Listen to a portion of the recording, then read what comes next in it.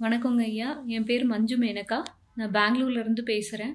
நான் இந்த ALP astrology வந்து எப்படி ஜாயின் பண்ணேன்னா, எனக்கு கொஞ்ச நாளாவே ஜாதகம் கத்துக்கணும் அப்படின்னு ஒரு ஆசை இருந்தது. ஆனா, அதுக்கு ஒரு சரியான குரு, அதோட வந்து ரொம்ப ஃபாஸ்ட்டா கத்துக்கணும் அப்படின்ற ஒரு எண்ணமும் என் மனசுல இருந்தது. அப்ப எதர்ச்சியா அந்த யூடியூப் இதில ராஜேஷ் சார் அவரோடத பார்க்கும்போது தான் தெரிஞ்சது, அ ஓகே இதுதான் நமக்கு ஒரு ரைட் பிளேஸு. இது கண்டிப்பா சேரணும் அப்படின்னு. ஆனா, என் ஹஸ்பண்ட் சொன்னாங்க, "நீ இம்மீடியட்டா ஜாயின் பண்ணணும். இது ஒரு விஷயம் கத்துக்கணும்னு ஆசைப்பட்டா உடனே செய்யின்னு" சொன்னாங்க. அதுக்கு நான் முதல்ல என்னோட ச நன்றிய வந்து என் ஹஸ்பண்டுக்கு தான் நான் சொல்லணும். வந்த அப்புறம் தான் தெரியுது, இது எவ்ளோ ஒரு வேல்யூபிளான விஷயம். இந்த ஒரு இதுக்கு நம்ம வந்திருக்கோம்னா, நிஜமா நான் வந்து ஏதோ பாக்கியம் பண்ணியிருக்கேன்னு தான் நான் இப்ப நெனைக்கிறேங்க ஐயா.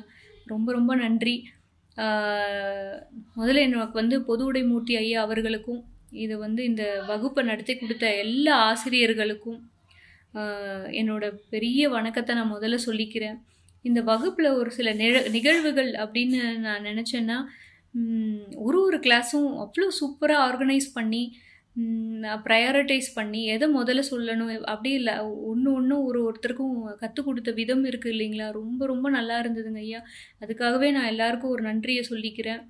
ஆ வகுப்போட நிகழ்வுகள் அப்படின்னும்போது, எனக்கு வந்து சாந்தகுமார் சார் கிளாஸ் எடுக்கும்போது கொஞ்சம் பயமா இருக்கும். ஆனா, அவரு எவ்ளோ அழகா சொல்லிக் குடுத்தாருன்னா, அவ்ளோ ஒரு பொறும. எனக்கே இனிஷியலா கிளாஸ் நடத்தும்போதெல்லாம் ஒண்ணுமே தெரியாம இருந்தேன். அதனால அந்த லேக் எனக்குள்ள இருந்தது. ஏன்னா கிளாஸ் நடத்தும்போது ரொம்ப நல்லா புரியும்.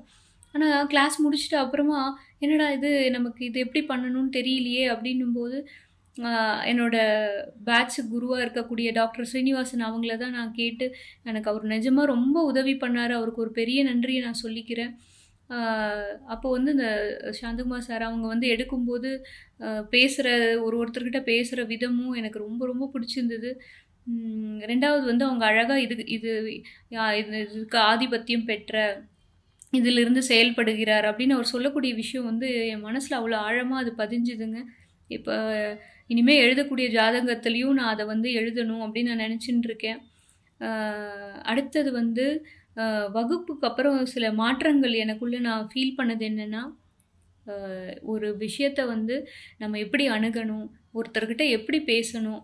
அவங்க வந்து எந்த தன்மையில இருந்தாலும் சரி, நம்ம வந்து எப்பவுமே பி ரெஸ்பான்சிபிள் அப்படின்ற ஒரு விஷயத்த நம்ம வந்து ஃபாலோ பண்ணணும்னு எனக்கு தெரிஞ்சுதுங்க. ஏன்னா முன்னாடி எனக்கு ரெஸ்பான்சிபிளா இருக்கணும்னா, எனக்கு நான் ரெஸ்பான்சிபிளா இருக்கிறது பிடிக்கும். ஆனா மத்தவங்க செய்ற தப்புக்கு நான் ஏன் ரெஸ்பான்சிபிளா இருக்கணும்னு அப்படிலாம் நான் கேட்பேன்.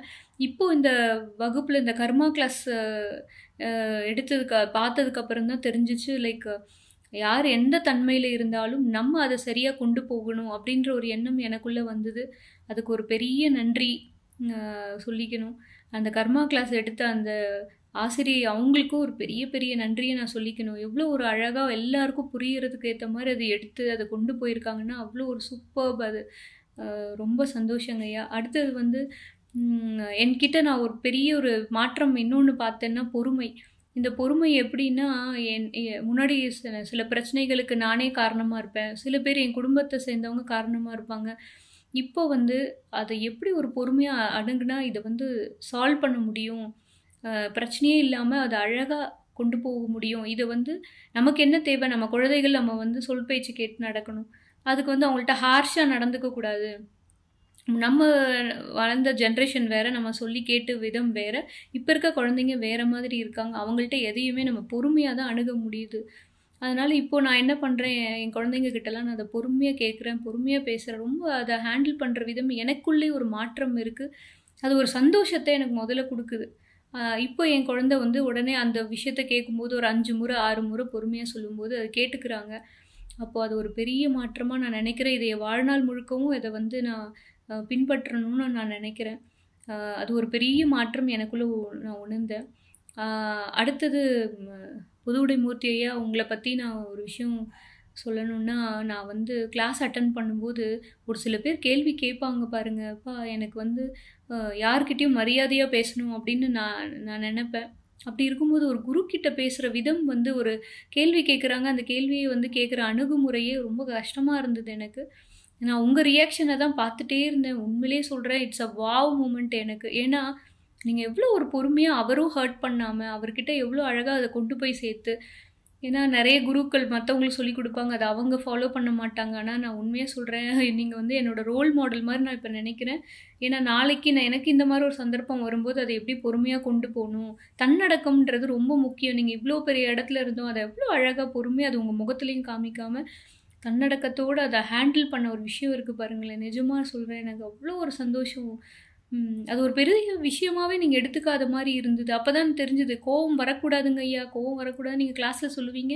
ஆனா, அத நீங்க ஃபாலோ பண்ணி அத ஒரு பெர்ஃபெக்ட்டா கொண்டு போனீங்க. அது வந்து எனக்கு ரொம்ப புடிச்சிருந்ததுங்க ஐயா. ரொம்ப ரொம்ப நன்றி. ஆ அடுத்தது சாஃப்ட்வேர பத்தி. சாஃப்ட்வேர் வந்து யூஸ் பண்ணும்போது, அப்போ முதல்லலாம் இனிஷியலா எனக்கு தெரியலங்கய்யா. இப்போ வந்து ஒரு திருமண ஜாதகம் திருமணத்துக்காக ஒரு ஜாதகம் பார்க்கணும்னு என் ரிலேட்டிவ்ல ஒருத்தவங்க சொல்லும்போது, அத எடுத்து நம்ம ட்ரை பண்ணணும் அப்படின்னு சொல்லிட்டு நான் பண்ணும்போது, நான் சரியா பண்ணல. என்னோட குரு கிட்ட டாக்டர் ஸ்ரீனிவாசன் அவங்க கிட்ட குடுத்து, அத நான் சரியா பண்ணலன்றத அவர் சொல்லி, அத மாற்றி, அத புரிஞ்சுக்கிட்டேன். அப்பதான் அந்த சாஃப்ட்வேர யூஸ் பண்ணும்போது தான் தெரியுது, அது எவ்ளோ ஒரு ஈஸியா எவ்ளோ மெனக்கெட்டு அத வந்து எஃபோர்ட் போட்டு அத நீங்க பண்ணியிருப்பீங்க. எல்லாருக்கும் போய் சேரணும் அப்டின்ற ஒரு விஷயம் நீங்க அதுல பண்ணியிருக்கீங்கன்றது, அத யூஸ் பண்ணும்போது தான் தெரியுது. இப்போ ஒரு ஏஆர்பி கிளாஸ் எடுக்கும்போதும், அவங்க இதுக்கப்புறம் இது வரும்னு அவங்க எழுதி போட்டு சொல்லிக் குடுக்குறாங்க.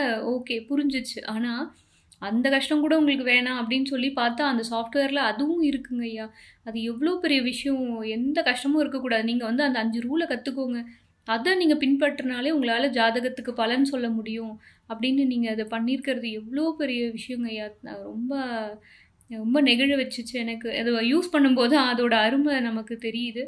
ஆ ரொம்ப ரொம்ப சந்தோஷம். இத வந்து இவ்ளோ பிளான் பண்ணி இன்னொன்னு வீட்டுக்கு ஒரு ஜாதகர் வரணும் அப்படின்னு நீங்க சும்மா சொல்லாம, அத உண்மையிலேயே பின்பற்றி ஒரு கிளாஸ அவ்ளோ நீட்டா ஆர்கனைஸ் பண்ணி ஒரு பெஸ்ட் டீச்சர்ஸ போட்டு அத எந்த இதுக்கு அப்புறம் எந்த இது வந்தா ரொம்ப நல்லா போய் சேரும் எல்லாருக்கும் அப்படின்ற மாரி நீங்க பண்ணி, அது மட்டும் இல்ல, அதோட ஒரு கர்மா கிளாஸையும் இணைச்சு, ஒருத்தரோட வாழ்க்கைய மாற்றீங்க. வாழ்க்கை மட்டும் இல்லாம அவங்களோட ஜெனரேஷனே மாறும். இப்ப நான் நடந்துக்கிறது மூலமா என் குழந்தைங்க என்னைய பார்த்து அவங்க கத்துக்கிட்டு, அத அவங்க பின்பற்றுவாங்க.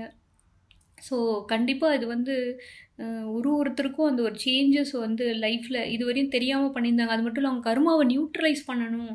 அப்படின்ற ஒரு விஷயத்தையும் நீங்க கொண்டு வந்திருக்கீங்க. எல்லாரும் ஜாதகம் கத்துக் குடுத்தாலும் சரி, any any kind of classes ஒரு 2 ஹவர்ஸ், 3 ஹவர்ஸ்ன்னு அவங்க பிளான் பண்ணி, ஷெட்யூல் பண்ணி அதில நடத்தி முடிச்சுட்டு போவாங்க. அப்படி இல்லாம ஒரு 5 ஹார்ஸ், 6 ஹார்ஸ் போனாலும் பரவாயில்லன்னு அது ஒரு டீச்சர்ஸும் அதுக்கு வராங்க. நீங்களும் குரு ஐயா நீங்களும் வந்து நெறைய விஷயம் லைஃப்‌க்கு தேவையானது நெறைய ஷேர் பண்ணது. உங்க லைஃப் எக்ஸ்பீரியன்ஸும் ஷேர் பண்ணது எவ்வளோ பேருக்கு ரீச் ஆயிருக்கும்னா, அது அவங்க லைஃப்பையும் சேஞ்ச் பண்ணும். அ அந்த மாரி ஒரு ஒரு வீட்ட ஒரு சேஞ்ச் பண்றதுன்றது ஒரு எவ்வளோ பெரிய விஷயம்னா, அத்தன ஃபேமிலியே நீங்க சேஞ்ச் பண்றீங்க. அப்போ அந்த வீடே எவ்வளோ சுபிட்சமா, சந்தோஷமா, ஆனந்தமா இருப்பாங்க. அதுவும் ஒரு வீட்ல ஒரு லேடி வந்து சேஞ்ச் ஆனாங்கன்னா, அந்த குடும்பமே ஆனந்தமா இருக்கும். அதுக்கு வந்து நிஜமா சொல்றேங்கய்யா, உங்களுக்கு ஒரு பெரிய நன்றி. ஏன்னா, என்னோட பொறுமை இப்ப எனக்கு எவ்ளோ உணர்த்துது. எ எதுக்கு இத நம்ம முன்னாடி இந்த விஷயத்த இப்படி ஹேண்டில் பண்ணோம். இப்ப இனிமே இத எப்படி ஹேண்டில் பண்ணணும் அப்படின்ற ஒரு பொறும வந்து எனக்குள்ள உணர முடியுது. அதனால உங்களுக்கு ஒரு பெரிய, பெரிய நன்றி. ஆ பொதுவுடைமூர்த்தி ஐயா, உங்களுக்கு ஒரு பெரிய நன்றி. நீங்க என்னோட ரோல் மாடல் மாரி எப்படி யார்கிட்ட எப்படி பேசணும் அப்படின்னு எனக்கு கத்துக் குடுத்தீங்க. கிளாஸ்ல நடத்தின ஒருத்தரும் அவங்க ரெஸ்பான்சிபிளா அவ்ளோ அழகா சொல்லிக் குடுத்தாங்க. அவங்க எல்லாருக்கும் என்னோட மனமார்ந்த நன்றி. ஆ என்னோட பேட்ச் குரு அவரு டாக்டர் ஸ்ரீனிவாசன் அவருக்கும் என்னோட பெரிய நன்றி. நீங்க எல்லாரும் உங்க குடும்பமும் ரொம்ப ரொம்ப சந்தோஷமா, ஆனந்தமா, ஆரோக்கியமா இருக்கணும்னு கடவுள்ட்ட நான் வேண்டிக்கிறேன். நன்றிங்க ஐயா, நன்றி.